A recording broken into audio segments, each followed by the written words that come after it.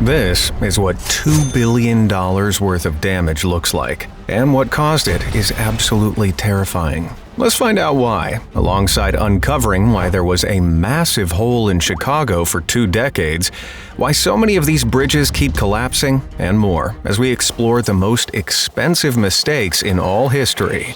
Starting with, on January 13, 2012, the Italian Costa Concordia ship set sail for a week's cruise around the Mediterranean Sea, but it was tragically destined to become one of the most expensive marine losses in history.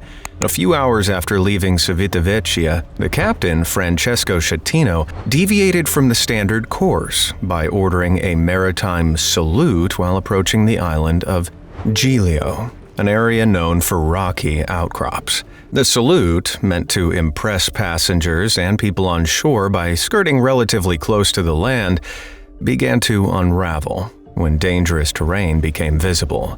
Schettino ordered a change in course, but communication issues with the Indonesian helmsman meant the ship was steered in the wrong direction.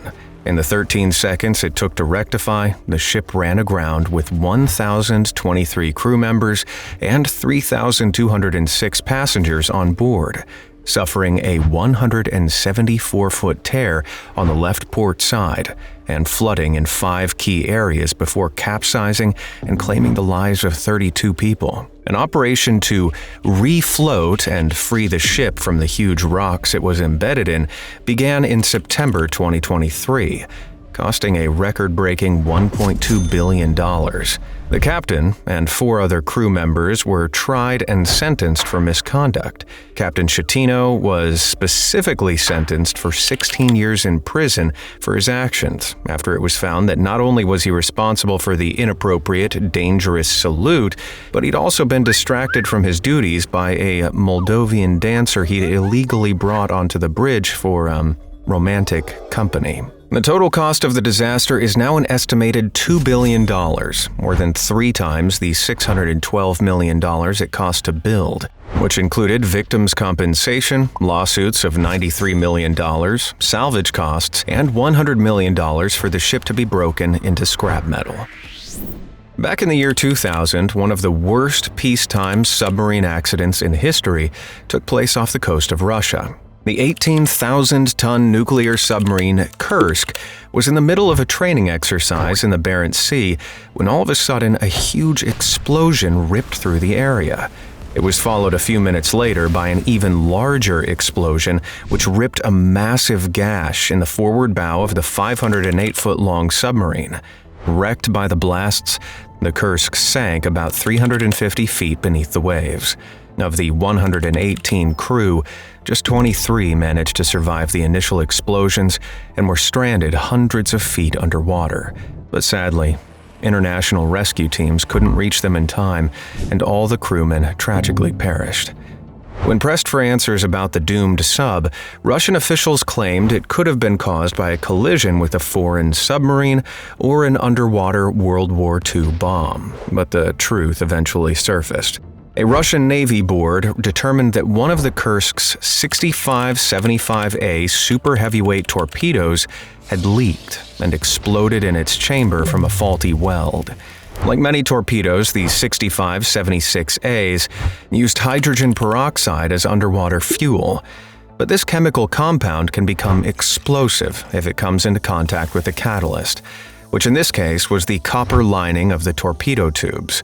The explosion of the fuel started a fire, which then caused all ammunition on board to detonate. It took 14 months to drag part of the sub back to the surface in a costly $70 million retrieval mission, but that's nothing in comparison to the $1 billion it had taken to build the 6-year-old submarine. In today's money, that's a bank-breaking $1.88 billion. I reckon somebody got fired for that welding mishap. Probably out of the next available torpedo tube. Netflix wasn't always the international streaming success it is now. In the days before Tiger King, Stranger Things, and Money Heist, Netflix actually rented out DVDs across America through a mail-in system. It was established in 1997 and became the world's first online DVD rental store. but it only had 30 employees and 925 titles available. By 1999, they introduced a subscription service and managed to raise $30 million in venture capital financing. Even though they were actually losing money, they felt confident enough in the business model to approach Blockbuster, offering to sell Netflix to them for just $50 million. Being the undisputed kings of home video rental, Blockbuster, who had 9,000 stores and a market share of $5 billion at their peak, turned them down. But it was a move they'd come to bitterly regret a few years later. As the world moved from video cassettes to DVDs to online streaming, Netflix adapted its business models. It wasn't until 2004 that Blockbuster launched Blockbuster Online, offering unlimited DVD rentals to compete with Netflix. But Netflix already had the online lead. Then, in 2007, Netflix launched its online streaming platform, which was streaming internationally by 2010. For Blockbuster, this was the killing blow. Very few people were renting videos and DVDs in store anymore, and their revenue took a serious tumble. By 2010, they filed for bankruptcy and were found to be worth a fraction of their previous market value at just $24 million. Netflix, on the other hand, thrived. With a peak market cap valuation of over $500 billion in 2025, that's around 100 times Blockbuster's peak valuation. Ouch. This is the 3,000-room Ryugyong Hotel found in North Korea's capital of Pyongyang. And it's one of the biggest wastes of money our world has ever seen. Thanks to its oppressive dictatorship, North Korea only receives about 300,000 foreign visitors a year. So why would they ever need a 3,000-room hotel? Well, in the mid-'80s, North Korea wanted to prove its prowess to the world and decided this 105-story building was the way to go. It was designed as a set of 3 wings, each inclined by 75 degrees, that rose from a wide base to a tapered top. They'd converge at the top 15 floors, which would house world-class restaurants, along with several observation decks. And if all went well, this was going to be the jewel in North Korea's architectural crown. But that would turn out to be one really big if. Construction began in 1987, but by 1989, the hotel was nowhere near finished. They claimed engineering issues had set the project back, but that it would open in 1992 to celebrate the Supreme Leader Kim Il-sung's 80th birthday. However, by 1992, North Korea's economy had tanked. The project was halted due to a lack of funds, leaving an unfinished, ugly concrete pyramid haunting Pyongyang's skyline. To make matters worse, the building had cost North Korea a staggering $750 million to build. At the time, this was a whopping 2% of their GDP. For 16 years, the uncompleted structure stood without progress. Even the rusty old construction crane stuck at its peak became too corroded to use. They could have demolished the structure, but that would have shown the rest of the world that they didn't have the finances or power to finish what they'd started. Astonishingly, it wasn't until 2008, under the reign of Kim Jong-il, that construction started again. The North Korean government had made an investment deal with Egyptian company Orascom, $180 million of which would go towards finishing the hotel. By 2011, the exterior was finally complete. Glass panels were installed on the outside, giving it a modern, sleek appearance, but bizarrely, the inside was nowhere near finished.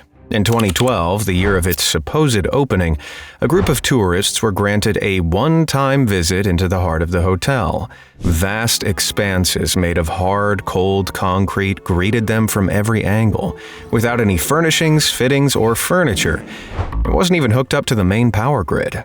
By 2017, 30 years after construction first started on this economy-breaking hotel, it still wasn't open. A brief flurry of activity was seen in 2016, with several rooms at the very top spotted with lights on, but the Hotel of Doom remained shut. But then, in 2018, the entire front face of the Ryugyong started to light up at night with a variety of images and short repeating videos. It turns out that a huge light wall, made up of more than 100,000 LEDs, had been covertly installed. This soon became a huge beaming propaganda machine, displaying a looping 4-minute program with a variety of political slogans. Now, maybe I'm missing something here, but wouldn't the money they spent on the fancy light wall have been better spent completing the inside of the building?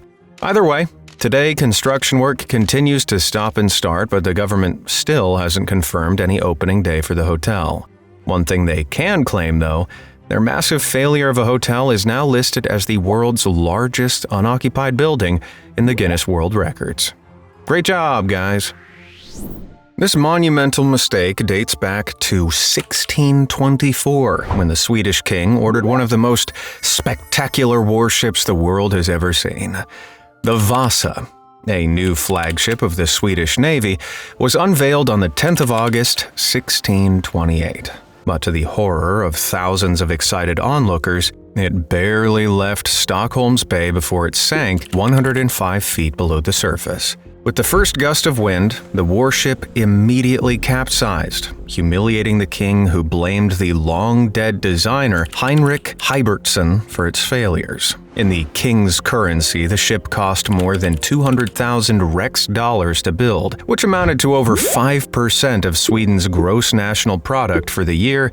In other words, 1/20th of the nation's annual income suddenly lay at the bottom of the Stockholm harbor.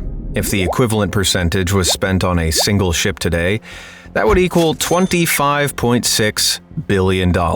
Lengthy recovery of the Vasa began in 1956 and continued until 1990, when the restored 17th century ship was displayed in the Vasa Museum in 98% of its original glory.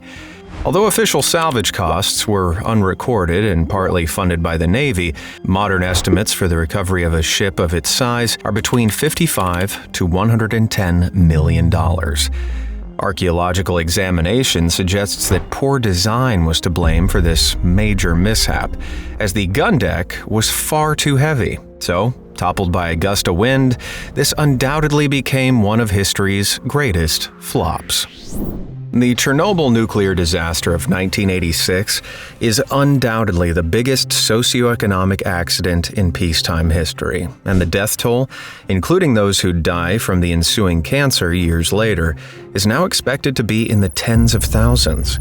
On April 26, the Soviet government ordered to delay a planned power down of the Chernobyl reactor in order to meet energy needs. However, when the reactor was eventually powered down as planned, a series of errors meant it plummeted much lower than expected, making the reactor dangerously unstable.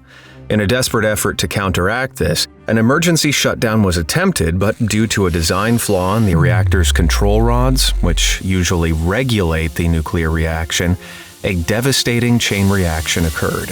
As high steam pressure blew the lid off the reactor, the system caught fire, which spewed radioactive molten fuel into the open air. 2 workers were instantly killed, and the lives of 28 emergency responders were claimed in the immediate aftermath.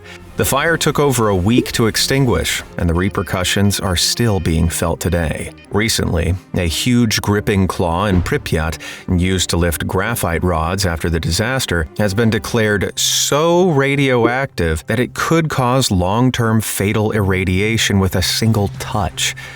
Although such massive losses are hard to account for, a report from the International Atomic Energy Agency estimates that the disaster, which was caused by misconduct and faulty equipment, cost over $235 billion. This includes cleanup costs, social benefits to 7 million survivors, and costs of vacated agricultural and logging land. But the tragic cost in lives is arguably beyond any monetary figure. You're about to hear the tale of a shocking series of blunders and mishaps that I consider the most cursed construction project of all time. Often referred to as the Hancock, 200 Clarendon Street, Boston, was supposed to open in 1971, but was delayed until 1976. During that period, initial cost estimates of the 100-story building ballooned from $75 million to $175 million. In today's money, that's $427 million to a staggering $995 million. And once the tower opened, the money hemorrhage only continued. During the site's excavation process, temporary steel retaining walls had been erected to create space. What the designers didn't see coming, however, was that the steel retaining walls would end up warping under the clay and mud they were supposed to hold.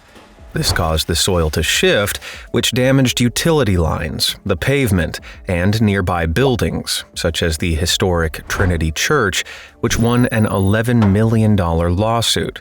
That's another $63 million added to the bill in today's money. This could have been the end of the building's woes, but the Hancock wasn't that lucky. What had first seemed like an innovative new design idea, the use of blue reflective glass on the tower's external skeleton, turned out to be another flaw in the building's design. Soon after opening, the blue glass panels began to detach and crash down onto the sidewalk below without warning. This risked turning passing pedestrians into pavement pancakes, with police eventually deciding to close off the streets below when wind speeds exceeded 45 miles per hour. It turned out the glass panels were detaching because of repeated thermal stresses caused by the expansion and contraction of air in the building's inner and outer panels. In the end, all 10,344 panels had to be replaced, costing another $5 to $7 million. In today's money, that'd be up to $40 million. And no, we're not finished yet. Now, all skyscrapers sway a little bit, but it's supposed to be so minimal that the occupants of the building don't even feel it. You might have guessed that that wasn't the case for the Hancock. In fact, the building's upper floor occupants began to suffer from motion sickness because the building swayed so much in the wind. A tuned mass damper designed to absorb mechanical vibrations had to be installed on the 58th floor, costing yet another $3 million, a further $17 million in today's money. That all adds up to a total of more than $1.1 billion in costs today, an eye-watering amount to even the most filthy rich developer. At 2 a.m. on September 8, 2019, the crew of the South Korea MV Golden Ray, which had been sailing along the Georgia coast, suddenly called the authorities. Their 656-foot-long transport ship was listing heavily, and their attempts to right it had failed. By that evening, the vessel, which had been carrying 4,200 Hyundai cars, had rolled fully onto its port side and was left stranded on the shore of St. Simons. A year later, in October 2020, salvage operations to section up and remove the massive ship from the shoreline finally began. This involved a heavy lift vessel called the VB-10,000. Like many heavy lift vessels used for insane recoveries of this kind, the VB-10,000 used massive 240-foot-high cranes to wrap a 400-foot-long anchor chain underneath the wreck and gradually saw it into 8 sections. Each cutaway was then lifted onto a barge, exposing all the sea-wrecked cars that had been trapped inside for over a year.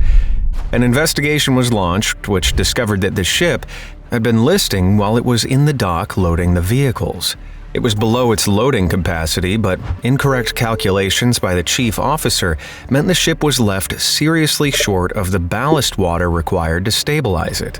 The crew finished loading the ship despite it visually leaning, and eventually the ship seemingly righted itself. But soon after, out on the water, following a standard turning maneuver, events took a turn for the worse, and the rest is history.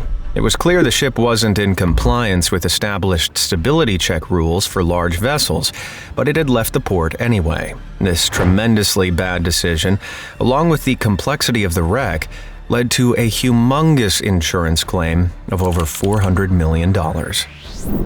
The new Bay Bridge in California ended up taking over a decade longer and several billion dollars more than planned, all because of some outrageously dumb bickering. After the eastern section of the original Bay Bridge collapsed following the Loma Prieta earthquake in 1989 and another quake in 1999, the California Department of Transportation announced the state would spend 7 years replacing it. The original state-funded proposal of $1.3 billion was for a simple skyway like California's San Mateo Bridge.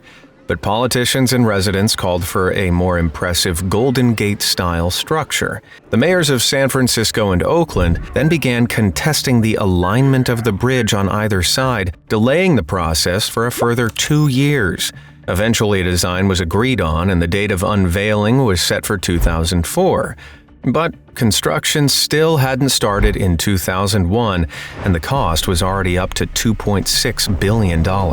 By 2004, steel prices were up 50%, which paired with other rising costs to push the total to $5.6 billion. And after going back to the drawing board, toll prices were raised to $5 to compensate. Despite further complications, including a $25 million fix on shoddy bolts, the New Bay Bridge eventually opened in 2013 with a final price tag of $6.5 billion, a 2,500% overrun from the earliest talks of some $250 million. On February 23, 2008, a B-2 stealth bomber, known as the Spirit of Kansas 89-0127, became the first of its kind to spectacularly crash just moments after taking off outside Guam. The U.S. Air Force bomber had already logged over 5,100 flight hours when it was suddenly brought down over the runway. But the state-of-the-art warplane might not have ended up a fiery wreck had it been for one simple fix. Reports found that the cause of the crash was a few drops of rainwater in 3 of the 24 air pressure sensors that feed data to the flight control system, which distorted the plane's positioning. Once the moisture evaporated, the crew's recalibrated sensors were providing false data on airspeed and pressure, which measure altitude, causing the aircraft to stall. During previous B-2 deployments to humid Guam, where planes are mostly stored outside, maintenance personnel had reportedly used an unofficial fix by turning on the heat and boiling off moisture before calibration. If this bootleg procedure had been widely communicated, the first crash in the stealth bomber's 19-year flying history might have been avoided. Thankfully, the 2 pilots ejected in time, but the $1.4 billion warplane was reduced to scrap metal in minutes, making this one costly human error. If you're selling something, you should probably be 100% sure that there's no value left in it for you first, and the sale of Alaska should be enough to prove it. Alaska was originally owned by Russia and had been a fairly lucrative source for fur as well as coal and ice. But in 1867, the Russian Emperor Alexander II no longer saw any profit in keeping the territory. Harsh weather conditions made it hard to farm, and its distance made it hard to protect from invasion. So Russia settled an agreement to sell the region to the U.S. for $7.2 million. That's about $140 million in today's money. Now, at first, Americans didn't think much of Alaska either, until in 1896, a major gold deposit was discovered there, signaling its true potential as a gateway to a plethora of natural resources like oil and gold. The sale was considered highly favorable for Russia at the time, with some critics suggesting that the U.S. had overpaid. But now the U.S. had earned its share back tens of thousands of times over. Economists now estimate the value of Alaska's oil and gas reserves alone to be worth around $200 billion. Meaning this is one mistake which definitely has the Russian emperor spinning in his grave. The shockingly expensive mistakes I'm about to delve into now reveal some terrifying truths about the infrastructure we think we can trust. The Nanfangao Bridge was an arch bridge that linked 2 sides of Taiwan's Nanfangao fishing port. But the 460-foot-long structure was struck by a monumental catastrophe on October 1, 2019. As an unsuspecting oil tanker passed over it, the entire bridge suddenly warped and collapsed 60 feet into the waters below. The tanker looked briefly like it was going to make it, but it too was sent hurtling into the port. As it fell, 3 shipping boats were crushed beneath tons of falling steel and concrete, while 500 others were trapped inside the harbor. The collapse cost the lives of 6 fishermen, with a further 10 people injured. But the price of this crisis would rise even higher after an investigation was launched into what caused this 20-year-old bridge to collapse. At first, many blamed the wind and rains of a typhoon that had struck the harbor several days before, but it was soon revealed that this accident had been years in the making. Rain and salt water had leaked into the anchoring mechanisms over the years, causing its metal to rust away. Steel cables in some places were so badly corroded, cross-sections revealed that they were just 22% functional. And to make it all worse, no inspections had been carried out on the bridge for over 4 years. It was soon uncovered that poor bridge management was responsible for missing these flaws in inspection reports, leading to the catastrophic collapse. The accident ultimately cost the government over $160,000 in compensation, and the estimates for a replacement bridge started at an eye-watering $16.8 million. But that has quickly climbed to $29.3 million as more safety measures had to be put in place, all to ensure an avoidable disaster like this doesn't happen again. Unfortunately, though, over the years, insufficient government oversight, managerial neglect, and worse, has caused a ton of bridge collapses all over the world. China's had more than its fair share, for starters. In August 2012, a recently built 330-foot section of an entrance ramp to the Yangmingtan Bridge in the city of Harbin suddenly overturned. The bridge had cost $300 million to build and had only been opened in November 2011, less than a year before. The government attributed the collapse to overloaded trucks, but it wasn't the first, nor the last, sign of weak infrastructure construction. Back in July 2007, the Zhujiang Bridge in the Guangdong province was hit by a boat, which resulted in a section collapsing into the river, though experts insisted it should have been able to sustain the damage. In August 2007, an overloaded truck caused a bridge to collapse in Taiyuan, Shaanxi. And then in 2009, a 2,600-foot off-ramp bridge at the Gangtang toll station on the Jinjin Expressway collapsed, with overloaded trucks once again taking the blame. Why were so many brand-new multi-million-dollar bridges collapsing when a few overloaded vehicles used them, or after very minor damage?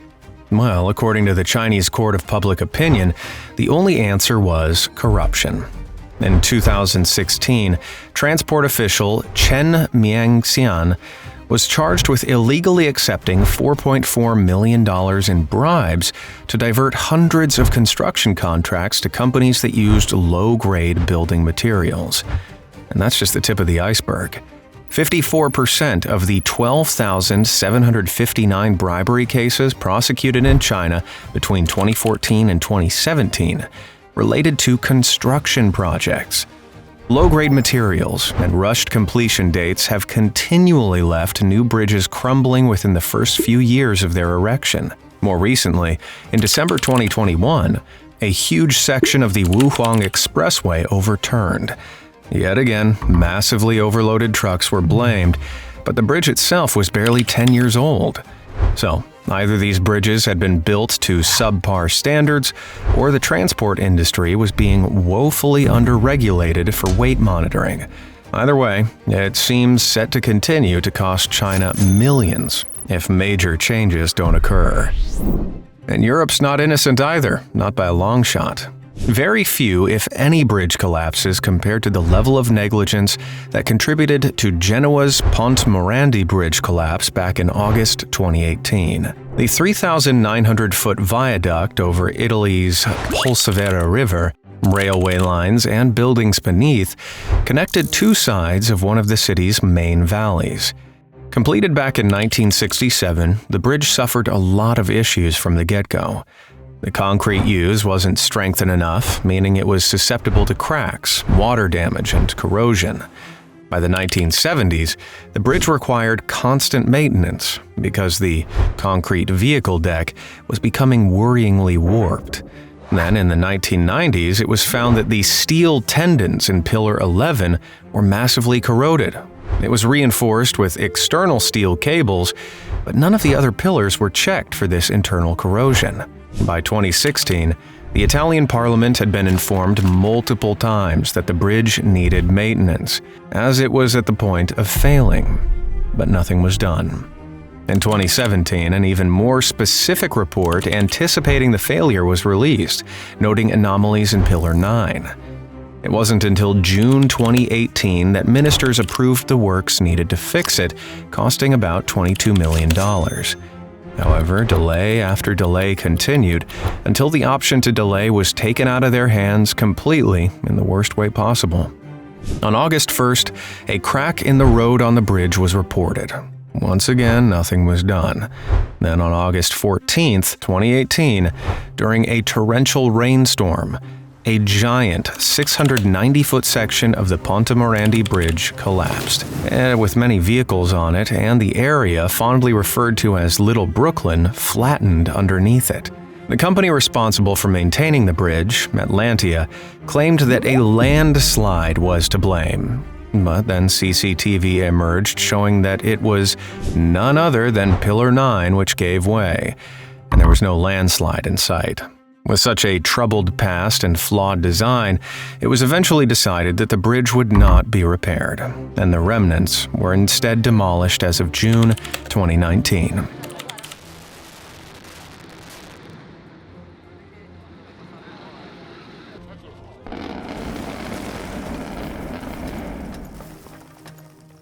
Italian Prime Minister Luigi Di Maio made it clear that Atlantia was, in fact, to blame. A toxic mix of negligence, incompetence, and politics eventually ended up costing Atlantia more than 3.4 billion euros in legal disputes. Now, if you ask me, that's not enough money in the world that can make up for that level of negligence. Clearly, wildly neglectful management and straight-up corruption are massive problems in the global bridge-building industries. Let's just hope that governments start to learn from these horrifying mistakes before they claim any more lives. In September 1999, NASA's half-a-ton robotic space probe, the Mars Climate Orbiter, burned up and broke into pieces as it neared its destination after 10 long months of traveling. The orbiter was designed to examine the climate of the Martian planet, but the reason for its failure to even touch ground lay entirely with the people who sent it into space to begin with. The navigation team at Jet Propulsion Lab had used metric units, measuring in millimeters and meters, to indicate the planned altitude of the spacecraft, while Lockheed Martin Astronautics in Denver, Colorado, used imperial measurements in inches and feet, and crucially failed to recognize that the measurements required conversion. As a result, the trajectory of the climate orbiter is estimated to have been dangerously within 35 miles of the planet's surface, where it was overcome by heat and drag from Mars's carbon dioxide atmosphere and gradually disintegrated. This huge discrepancy was responsible for the failure of the entire mission, and the mission, worth just over $328 million in 1999, was lost forever. Adjusted for inflation, that's the equivalent of over $500 million.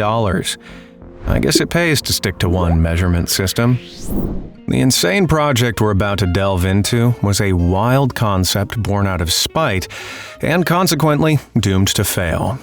It all started in the brain of C.V. Wood, the first general manager of Disneyland. After successfully overseeing the construction of the Disney park, clashing egos among Disney management meant Wood quickly left the company on bad terms, opting to build himself a rival park in New York. I'm gonna go build my own theme park. His non-Disney park, suitably named Freedom Land USA, would explore 200 years of American history through rides, attractions, and themed zones. There would be live performing cowboys, steam rides, simulated train robberies, and even a futuristic area celebrating the space age. The Grand Park would be 20 acres larger than the original Disneyland, with 41 attractions, 8 miles of waterways, and it all seemed very promising. Given Wood's impressive track record, the hugely ambitious project secured $17 million in funding, plenty to cover the $15 million forecasted budget. and began construction in 1959. However, costs soon began to spin out of control. The chosen location, an area that was previously a trash dump, suffered from marshy ground, which required much more complex building practices, planning, and infrastructure than expected. Wood had also promised the park would be open in the following year, and in the ensuing rush to build, it meant paying premiums for materials and labor. With so little time to plan costing effectively, the park did open in 1960, but only after developers had paid a staggering $65 million to build it in 300 days. That's around $685 million in today's money. When Freedomland opened, it was immediately met with disappointment. Due to the rush, 85% of the planned attractions were actually open, and the basic amenities, like drinking fountains, were unfinished. There were nowhere near enough restrooms, and a lot of the buildings stood unpainted. The bad start was compounded by a confusingly priced ticketing system, and the fact that the park closed 3 hours earlier than advertised on its first day. All this meant that the park's first season saw less than a third of their expected guest numbers, and by the close of its second season, the park was already $8 million in debt. Facing a growing number of lawsuits from unpaid contractors, the park began selling off property and sections of the site, but it wasn't enough. In 1964, after its fifth season, having never turned a profit, the developers filed for bankruptcy, listing assets of $9 million against $27 million in debt. But there was a major twist in the tale. You see, it turned out the park's failure had been part of the plan all along. The land the park was built on was owned by a real estate tycoon called William Zeckendorf, and he'd intentionally leased it out to what he saw as an inevitably temporary endeavor. Yeah, that's right. In an interview in 1970, Zeckendorf revealed that he'd had no faith in the park's longevity and instead used the park as a way to obtain various essential pieces of infrastructure and land use-related planning permissions for his actual aims. Those aims? To build a massive housing project on the site. He'd simply used the park to prove that the marshy ground could support buildings. After the park went bust, Zeckendorf's real plans came to fruition, and he constructed what's known today as Co-op City, a major Bronx development owned by his company. Despite this underhanded tactic, sources suggest that C.V. Wood himself wasn't aware of the plan for his park to be a mere placeholder. Though he and his team had already moved on to other theme park projects by the time Freedomland went bankrupt. Either way, while those liable for the ill-fated, regret-filled park were left majorly in the red, Zeckendorf laughed his way to the bank. I'll let you guys decide whether that's messed up or totally fair in the comments. In Chicago, there's a massive hole with an absolutely disastrous backstory. Proposed in 2005, the Chicago Spire was set to be a 2,000-foot twisting tower located on the Windy City's waterfront. The colossal build was projected to cost a whopping $2.4 billion, and its planned curved exterior was specifically designed to minimize the shaking effect of winds battering against the tower, with 150 floors filled with luxury condos selling for an average of $1 million each. It would have been the tallest building in the Western Hemisphere at the time. Would have. Work began in 2007 with the excavation of a massive 75-foot deep hole, intended to house the concrete foundation of the building's spine. That particular-looking circular chasm in the earth would remain in that spot, unfilled, for nearly 2 decades. So what went wrong? Well, in 2008, a year after construction began, a major recession struck the global economy. This seriously affected developers' ability to get loans and investments necessary for such large constructions. After millions of dollars of lawsuits simultaneously began pouring in regarding unpaid fees on the developer's part, the Spire's developers, Shelbourne Development Group, actually went completely bankrupt. Now, obviously, Shelbourne couldn't have anticipated a global market crash, but a more astute firm may have been able to spot certain telltale market signs of one looming. and established certain risk mitigation plans. On top of that, their finance model heavily relied on pre-sales of apartments and incurring enormous amounts of debt. So, with no long-term funding secured, the project was massively vulnerable. Other mega builds in Chicago around the time, namely the Legacy Tower, which began construction in 2007, was able to weather the storm of the financial crash because it had been built with sturdier funding strategies. Rather than being exclusively residential, the Legacy Tower's mixed-use purpose gave it broader investment appeal, and pre-secured long-term financing meant it could survive the economic downturn. The spire, meanwhile, downturned all the way into the bottomless pit at its foundations. After progress halted on the spire, the ensuing legal troubles and financial negotiations dragged on for years, leaving the barren construction site and its whopping Great Hole as a nasty blight on the Chicago shoreline. Ooh, that's bad. It wasn't until 2014 that the site finally passed into the hands of a new developer. Now, another decade on from that deal, ground is finally being broken on the site. Though not for the spire. That dream is long dead. Instead, a slightly more cautious new project named 400 Lakeshore Drive is planned, which will consist of 2 towers, each around 1,000 feet tall, featuring hotel rooms and rentals. Work began in 2024 with the new developers pumping water out of the old hole and filling it in with concrete. The new development is no cheap feat either, though, with costs forecast at around $1 billion, on top of the roughly $300 million that had already been wasted on the design, marketing, and foundation of the original spire. Well, let's just hope it works out this time. The last thing Chicago needs is another money pit. On January 17, 1995, at 5:46 a.m., a deadly 6.9 magnitude earthquake rocked western Japan's Hanshin area. Though it only lasted for 20 seconds, the city of Kobe was decimated. 120,000 structures were damaged, at least half of which had collapsed. But even more devastatingly, sections of the Hanshin Expressway, linking Kobe and Osaka, also toppled over. The single reinforced concrete pillars holding the expressway up sheared off at their bases, collapsing huge stretches of the expressway.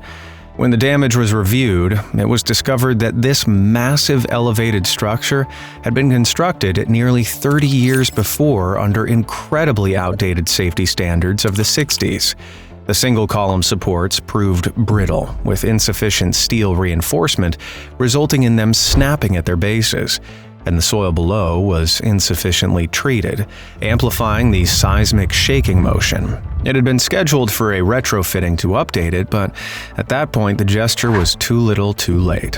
The damages in the Hyogoken prefecture alone were estimated to cost a staggering $200 billion. Though the area is now almost completely recovered, it's clear nobody in Kobe will ever make the mistake of taking earthquake regulations lightly ever again. London's known for its grand bridges, but the story of its ill-fated Garden Bridge paints a disastrously embarrassing picture of the city in the 21st century.